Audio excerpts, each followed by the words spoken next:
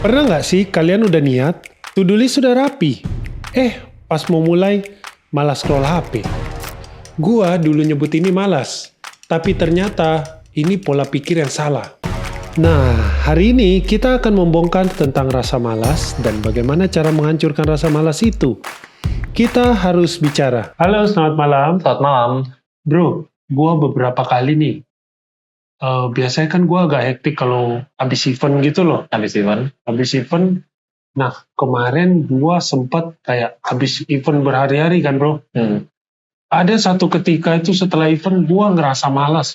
Lo merasa malas? Iya. Malas ngapain nih maksudnya? Kayak nggak pengen ngapa-ngapain aja gitu. Mau ngapain malas, mau olahraga malas. Ya kalau itu sih mungkin namanya capek ya bro. Ya. Cuman maksudnya gue ngerti maksud lu sih. Jadi maksud lu gini kan, kenapa kadang-kadang kita sering merasa ya mau melakukan sesuatu malas gitu loh. Misalnya malas ketemu orang, malas bangun bisnis, misalnya seperti itu ya. Nah ini gue juga pengen cerita nih mengenai pengalaman masa kecil gue sebenarnya. Jadi gini loh, gue dulu pas masih SD dulu ya, gue itu benar-benar kesulitan sama pelajaran. Kenapa? Pelajaran apa nih, bro? Ya semua pelajaran bro. Semua pelajaran. Soalnya kenapa? Karena gue itu dulu benar-benar males baca bro. Jadi gue baru baca buku sebentar aja, baru paling 1-2 menit, udah kayak gak masuk apa-apa gitu. Terus akhirnya frustasi, terus udah. Akhirnya gue sampai merasa, kayaknya gue memang gak suka baca. Gue memang malas membaca aja gitu. Gue orangnya mageran. Gue sampai merasa seperti itu gitu loh. Nah, tapi suatu hari gue sadar akan sesuatu yang mengubah hal ini. Yaitu apa? Jadi suatu hari gue pergi ke, gak sengaja kan lagi senggang nih abis pulang sekolah. Terus gue iseng-iseng ke time zone nih. Time zone sebelah sekolah kan. Terus itu sebelah time zone sebenarnya ada Gramedia. Terus begitu gue liat Gramedia, ternyata di depan Gramedia ada komik Doraemon bro. Nah dulu pas kita kecil dulu ya setiap hari Minggu lah. Itu kan benar-benar ditunggu-tunggu bro. Iya, itu komik sejuta umat, bro. Iya, makanya kita setiap hari Minggu pagi itu ada banyak kartun tuh. Nah gue paling suka sebenarnya Doraemon. Nah dan gue baru tahu tuh kok saat itu kok ternyata Doraemon ada komiknya. Gue baru tahu pas gue SD tuh. Jadi akhirnya gue mikir, daripada nunggu hari Minggu, ya mending baca sekarang aja dong, bisa baca aja komiknya. Nah, dari sana, begitu gue baca berjam-jam bro. Gue baca berjam-jam komik Doraemon itu. Dan dari sana sebenarnya gue baru nyadar sesuatu nih. Ternyata gue itu bukan benci membaca nih, gue bukan malas membaca. Gue hanya benci perasaan ya pada saat baca buku pelajaran terus merasa gak ngerti gitu loh. Gue benci merasa bodoh jadinya. Kayak gitu.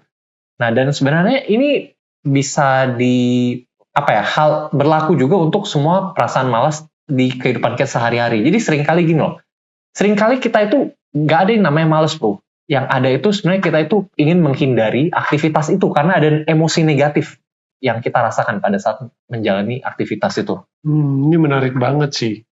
Berarti emangnya rasa malas itu bisa dilacak ke emosi negatif gitu kan? Iya, sebenarnya gue bilang ya, sebagian besar rasa malas itu karena rasa emosi negatif ini. Jadi bukan masalah kita benar-benar orangnya suka berleha-leha nih, gak sukanya duduk-duduk ya. Iya enggak, kita gak suka duduk-duduk aja bro. Kita itu kan sebenarnya suka beraktivitas nih, cuman kita gak suka beraktivitas itu karena ada emosi negatifnya. Di luar kecapean ya. Kalau kayak tadi cerita lu tadi kan habis event ya itu capek. Oh iya. Itu capek. Tapi kalau misalnya seringkali kan kita males ketemu orang. Males mengembangkan bisnis. Sebenarnya pada saat kita merasa males itu kita bukan males, tapi kayak ketemu orang. Kita itu merasa malu, takut ditolak. Makanya kita takut dikucilkan misalnya. Mungkin dulu ada pengalaman negatif, karena itu kita jadi mengasosiasikan. Kita jadi setiap kali ketemu orang kita mikir, wah ini nggak mengenakan nih, jadi kita merasa males. Atau mengembangkan bisnis juga. Mungkin kita pada saat mengembangkan bisnis, kita bingung mau mulai dari mana. Jadi itu juga kan bisa jadi emosi negatif, bisa jadi karena kita nggak tahu nih mau mulai dari mana. Kan karena mengembangkan bisnis banyak sekali nih aspek yang harus kita pertimbangkan. Misalnya kita kadang-kadang masang target juga ngawur nih. Ngawurnya apa? Kita pengen omset 1 miliar bulan ini. Tapi begitu lihat angkanya aja kayak, buset, mau mulai dari mana nih? Gara-gara targetnya terlalu besar dan nggak tahu caranya, kita jadi males juga. Nah, dari teman-teman, apa pernah merasa seperti ini juga? Jadi pada saat mau melakukan sesuatu, terus merasa, males nih. Nah, sebenarnya kita jangan berhenti di sana aja. Kita harus gali lebih dalam lagi nih. Sebenarnya kita merasa males ini karena apa? Apakah karena emosi negatif sebenarnya? Atau karena kita sebenarnya nggak tahu nih sebenarnya mau ngapain, nggak jelas. Karena seringkali kita juga ngerasa bahwa, udah takut gagal duluan gitu ya bro ya. Takut gagal duluan. Jadi sampai nggak melakukan apa-apa. Benar. Ini takut gagal ini salah satu faktor terbesar juga. Itu kan masuk ke kategori emosi negatif, bro. Emang itu jadi gue rasa yang emosi negatif paling besar itu pertama takut gagal. Kedua juga perfeksionisme. Yang kayak gitu. Jadi itu kita udah bahas di video-video sebelumnya ya. Yeah. Ungkapnya lah. Jadi seringkali ketika kita merasa malas itu cuman sebagai tameng aja sih. Sebagai tameng. Biar kita nggak merasakan emosi negatif itu. Biar kita nggak merasa bingung mau ngapain. Akhirnya kita punya alasan nih, gue males gitu. Jadi titik di sana aja. Padahal sebenarnya kalau kita bisa gali lebih dalam lagi, kalau misalnya kita cuman berhenti di sana itu kan males itu jadi sebagai identitas nih, nggak bisa diubah. Padahal kalau kita berani gali lebih dalam lagi, itu kita bisa lihat akar masalah dan dari sana baru kita bisa mulai berubah. Karena itu kuncinya nih, kita harus sadar dulu sebenarnya akar permasalahannya apa. Nah, cuman tadi kan kita ngomong soal males karena emosi negatif dan nggak tahu mau apa. Itu kan alasan internal nih. Sebenarnya males itu juga bisa jadi karena alasan eksternal nih. Karena banyak hambatan dan rintangan nih. Bisa jadi misalnya gini loh, males belajar. Karena begitu mau belajar, bukunya ditumpukan segunung gitu loh. Udah berantakan banget kan. Setiap kali mau belajar jadi harus bongkar-bongkar dulu. Ya itu males lah. Itu kan butuh banyak banget tenaga jadinya. Atau misalnya mau olahraga, cuma sepatu olahraganya hilang entah kemana. Jadi dari ini sebenarnya gue nangkep lebih mudah kalau kita sudah punya satu target, kita harus buat step by stepnya seperti apa gitu ya bro. Betul, itu buat mengatasi masalah yang eksternal ini. Jadi maksudnya kalau kita udah punya target yang jelas, step by step, itu mengatasi masalah eksternal. Yang internal juga sih, kalau misalnya buat yang tadi nggak tahu mau gimana caranya ya, itu juga bisa. Tapi yang penting harus langkahnya jelas banget nih. Nah, cuman yang orang sering gagal sadar itu yang soal emosi negatif, bro. Sering kali kan, emosi negatifnya itu bukan malas. Emosi negatifnya itu yang lebih dalam kayak takut ditolak, takut gagal, dan takut banyak ketakutan lainnya lah. Gitu. Tapi gini loh, bro. Sebenarnya masalah ini, males ini ya, kalau kita terima begini-begini aja, ini bisa pelan-pelan menghancurkan hidup kita tanpa kita sadari. Kenapa? Karena ini sebenarnya ada fenomena psikologi yang namanya learned helplessness. Ini coba gue cerita dulu ya. Jadi ini dulu ada eksperimen psikologi dari psikolog namanya Martin Seligman. Jadi di sana dia bikin eksperimen, dia kumpulin 2 anjing nih bro. Bukan 2 anjing, 2 kelompok anjing. Kan dibagi 2 kelompok. Nah, itu kedua anjingnya itu dihukum, diberikan hukuman bro. Nah cuman salah satu di anjing kelompok A ini, dia bisa menghentikan hukumannya dengan tekan tombol. Kalau dia tekan tombol, hukumannya berhenti. Sedangkan di kelompok B, dia mau ngapain aja, tetap hukumannya nggak berhenti. Nah ini diulangin terus nih, beberapa kali, sampai mereka hafal. Dan selanjutnya, ada eksperimen tahap 2-nya gini. Jadi anjing itu dikasih di kandang yang ada rintangan tembok kecil nih. Dan mereka diberikan hukuman di sana.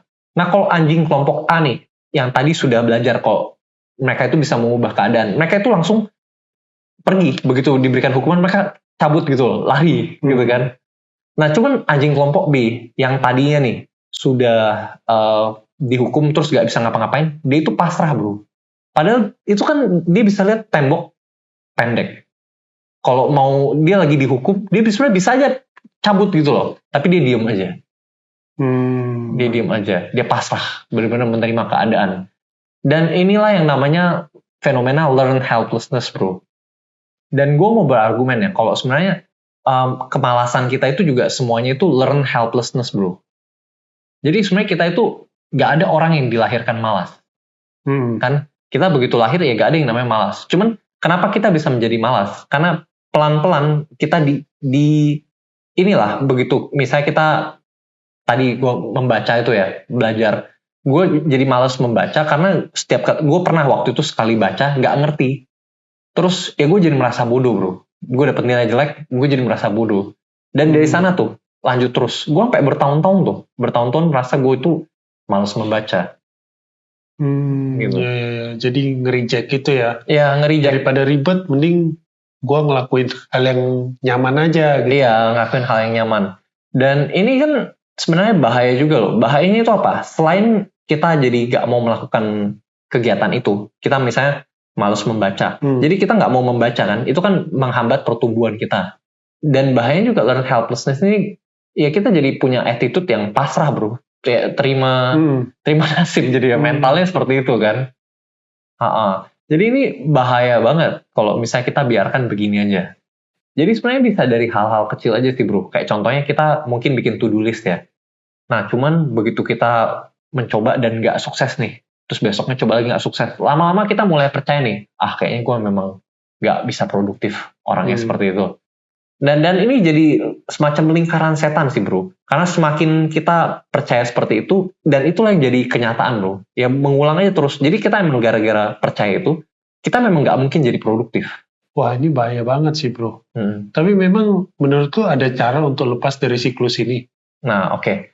Jadi yang paling pertamanya, yang menurut gue paling penting itu, di sini kita harus bisa pakai metode namanya labeling bro. Apa tuh bro?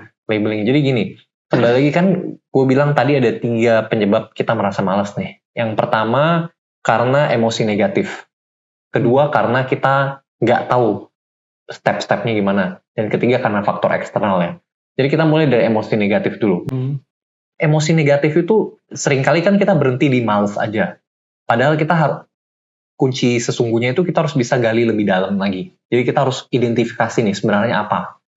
Nah dan orang-orang itu kebanyakan nggak mau melihat yang sesungguhnya gitu loh. Ya kan karena mereka merasa ini hal yang memalukan memang gitu. Tapi kembali lagi, ini kan ke diri sendiri aja. Jadi nggak apa-apa, coba deh. Ini memang menyakitkan nih, tapi kita harus bisa buka mata kita terus kita lihat sebenarnya kenapa nih gue males sama hal ini. Kayak contohnya, yang paling sering kan orang itu takut ketemu orang baru ya. Nah ini kan salah satu ketakutan yang paling banyak orang rasakan nih. Nah itu kita harus analisa lagi, kenapa gue seperti ini. Dan ini kita harus akuin aja loh, kita harus bilang aja, oh ya saya takut ketemu orang baru karena dulu saya pernah ditolak misalnya gitu, atau pas kecil dulu pernah diketawain misalnya di depan kelas. Nah ini nggak apa-apa, diakuin aja, kita ngomong gitu, oh ya bilang ke diri sendiri seperti ini, saya mengaku nih saya memang takut ketemu orang karena merasa malu dulu. Nah dan begitu kita mengakui itu ya, itu sebenarnya ini namanya labeling. Labeling itu ada menonaktifkan bagian di dalam otak kita yang namanya amigdala gitu loh.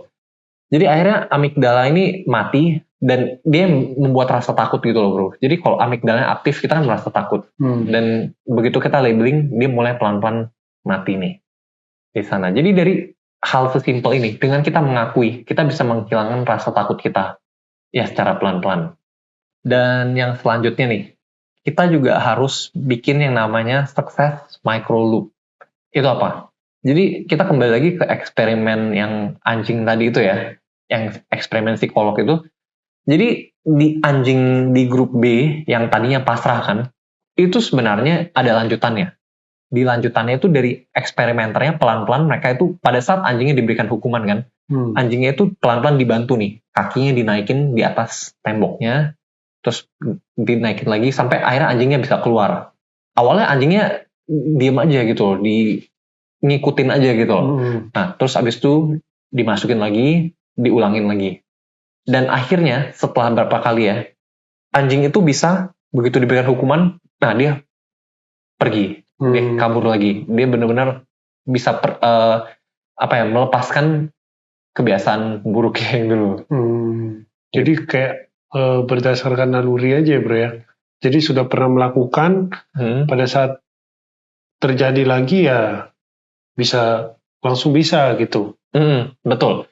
Jadi di sini dari sana kita juga tahu nih kalau learn helplessness itu bukan akhir dari segalanya. Jadi kita memang sudah punya learn helplessness, males ini, males itu, ya nggak apa-apa. Ini bukan akhir, malah ini awal dari perjalanan kita menuju ya kesuksesannya. Kita dari sana lah kita harus pelan-pelan mulai dorong diri kita nih. Atau malah lebih bagus lagi kayak di cerita tadi ada psikolog yang bantu kan. Nah di sini kita juga harus punya teman-teman atau keluarga atau apalah, pokoknya komunitas sosial yang bisa mendorong kita nih untuk maju, mendorong kita untuk keluar dari zona yang malas ini gitu loh. Bukan malas sebenarnya, emosi negatif. Gitu. Dan ini boleh juga nih untuk membuat, jadi kadang-kadang kan kita merasa melakukan kegiatan ini emosinya negatif nih. Jadi kita harus bisa buat juga diri kita merasa kegiatan ini positif, menyenangkan. Caranya gimana? Yaitu dengan ini nih, bikin set timer aja 1 menit nih.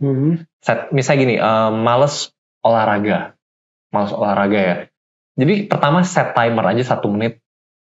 Terus kita olahraga aja selama 1 menit. Misalnya mau push up lah, mau lompat tali, mau jogging ringan kan selama 1 menit. Setelah kita selesai olahraga selama 1 menit, setelah itu kita langsung lakukan sesuatu yang kita suka. Jadi contohnya kayak suka makan es krim, ya boleh lah makan es krim. Terus suka nonton film lucu, habis itu nonton film lucu juga boleh. Gitu. Jadi pokoknya kita harus kaitkan kalau olahraga itu, jadi kan kita harus kayak bikin otak kita merasa olahraga sama dengan menyenangkan. Jadi ada motivasi gitu ya, bro? Iya, jadi kita pelan-pelan tumpuk emosi negatifnya dengan emosi yang positif. Seperti itu. Jadi ini memang cara kasar sih. Ini cara kasar. Jadi memang nggak bisa kita selamanya setiap kali olahraga makan es krim, bro. Ya ini bukan cara, tapi kembali lagi. Ini cara untuk memulai, ya. Cara untuk memulai. Dan di sini kita juga harus yang minimal gini loh, kita bisa lakukan ini terus setiap hari sampai sebulan, 2 bulan. Nanti pelan-pelan kita mulai merasakan olahraga ini tidak begitu buruk lah, masih cukup menyenangkan. Nanti malah lama-kelamaan kita bisa mulai merasakan ternyata olahraga itu malah menyenangkan beneran jadinya. Jadi kita bisa menikmati olahraga itu sendiri, nggak harus bergantung sama es krimnya itu. Jadi step by step gitu ya, bro? Betul, ini secara nggak sadar udah puter mindset kita ya. Betul. Yang penting ini buat kayak kruk di awal aja lah, kayak orang patah kaki di sini, ini alat bantunya dia aja. Kan memang namanya juga kita lagi sakit nih sekarang. Jadi kita butuh alat bantu seperti ini. Nah, cuman ke depannya kita harus maju juga pelan-pelan. Maju sendiri. Nah, tadi kan untuk yang faktor internal nih yang emosi negatif. Coba kita ngomongin yang faktor eksternal nih, untuk yang gangguan hambatan luarnya ya. Jadi coba nih, setiap kali kita mau melakukan aktivitas ini, kita siapkan dulu semuanya. Jadi kayak contohnya mau olahraga, ya siapin dulu baju, sepatu, kaos kaki olahraganya itu semua udah dirapin aja. Jadi pada saatnya olahraga, ya tinggal olahraga aja. Terus juga misalnya ada teman-teman yang suka ngajak-ngajak main, ngajak-ngajak apa, distraksi itu, ya itu semua kita udah info dulu. Ya ini gue mau olahraga duluan nih di jam segini. Jadi udah info duluan dari jauh-jauh hari. Itu aja sih. Jadi ingat ya teman-teman, males itu bukan sifat dari lahir, tapi sinyal dari otak nih, kalau sistem kita yang sekarang ini nggak cocok. Jadi kita bisa mulai ubah nih dari hari ini juga. Nggak harus langsung sempurna, tapi kita mulai aja dulu pelan-pelan. Dari yang kita bahas tadi, mana nih yang paling nyentil dari kalian? Komen di kolom komentar ya. Kalau sebelumnya teman-teman pernah coba disiplin nih, tapi gagal karena banyak jadwal hidup yang nggak pasti nih. Kayak contohnya mau olahraga, udah jadwal ini, sebenarnya jam 4 mau olahraga, cuma tiba-tiba ada bos nelpon, terus batal deh.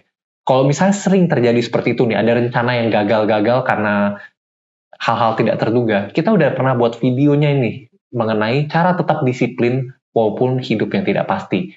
Kalau misalnya kalian penasaran bagaimana caranya, ayo cek videonya ya. Karena masih banyak banget yang harus kita bicarakan di sana.